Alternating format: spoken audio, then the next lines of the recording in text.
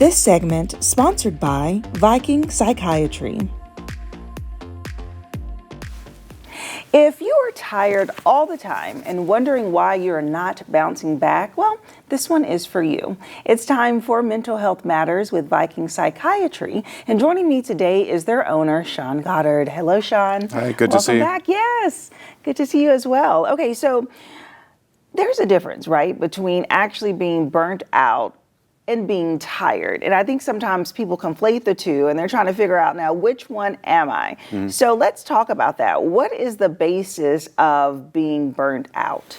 Yeah, so being a burnout is really just a chronic stage that focuses on typically one avenue of your life, right? That could be like your job, perhaps being a caregiver, right? And so whereas with depression often affects us across our life, right? In multiple areas. It might affect your job, your personal life, right? Your social life, all those types of things. Burnout is more commonly associated with one individual core aspect of your life and can have a strong productive measure towards becoming depressed, right? Because if you don't address it, then it can lead into depression that then affects all avenues of your life. Okay, so I know like productivity is something that people go for, and that, makes us feel complete or fulfilled. Or if we're not productive or if we're unproductive, that could be quite stressful. So how does putting pressure on productivity really impact burnout? Yeah, so we live now in a society that is focused on the hustle and the bustle, right? And on completing things and getting things done. And often people become so focused on that task completion, on that orientation, that they're not paying attention to what they're feeling, or maybe they're starting to feel guilt over the need to slow down, right? If you have a family member that is depending upon you, right, and you have all these things you need to get done for them, plus all the other things that you need to get done, you realize that you need to take a step back, and there's often guilt associated with taking that step back for that family member. And so often what we do is we end up instead taking a step back into in our own personal care. And that can be very true for work as well, right? I mean, as healthcare providers, for example, healthcare providers are an area that strongly struggles with burnout because they tie in so much energy and self-worth and motivation into taking care of their clients that they often forget to take care of themselves. Yes, absolutely. And so what would you say some major signs of burnout are, and how people can seek help with it?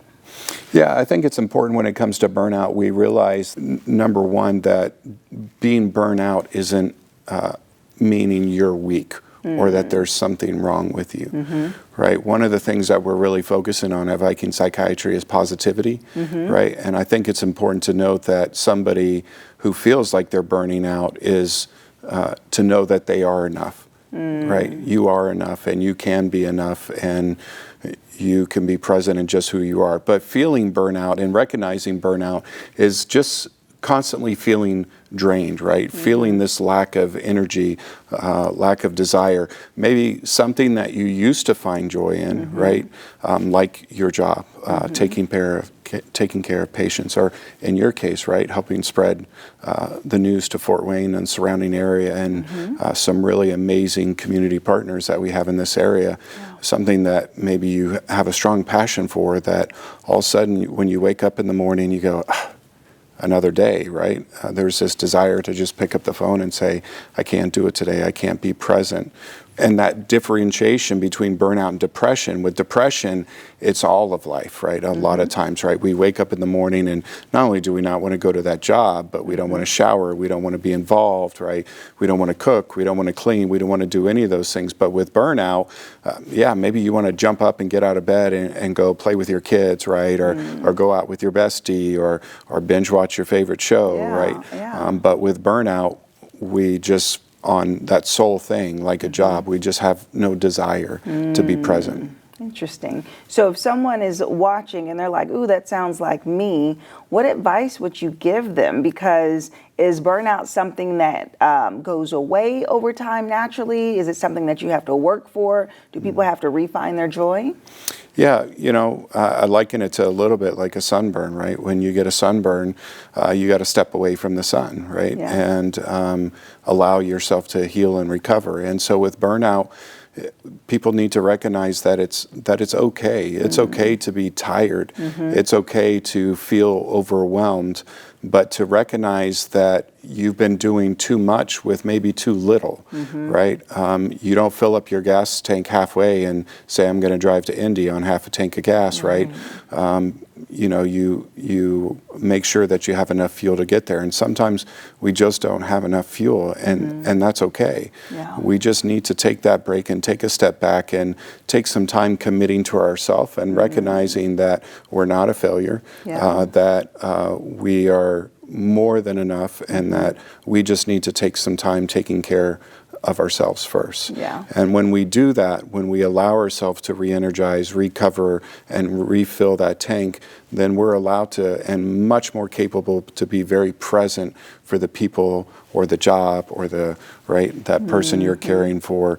You can be present for them so much more. I talk to clients all the time who, spouses are dealing with dementia, right, and having to deal with care. And I talk to them about the plane, right, when the oxygen drops and you've got kids, who are you supposed to put it on first? Yourself, right?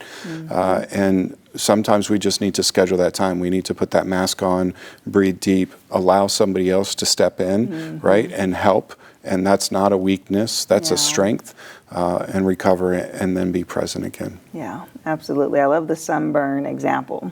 That works. Thank you so much, Sean. Thank you. Pleasure for that information. Yes. And remember, mental health matters, and so do you, and you are not alone. So if you would like more information about Viking Psychiatry, we'll have their website listed below, and I'll see you after the break. This segment sponsored by Viking Psychiatry.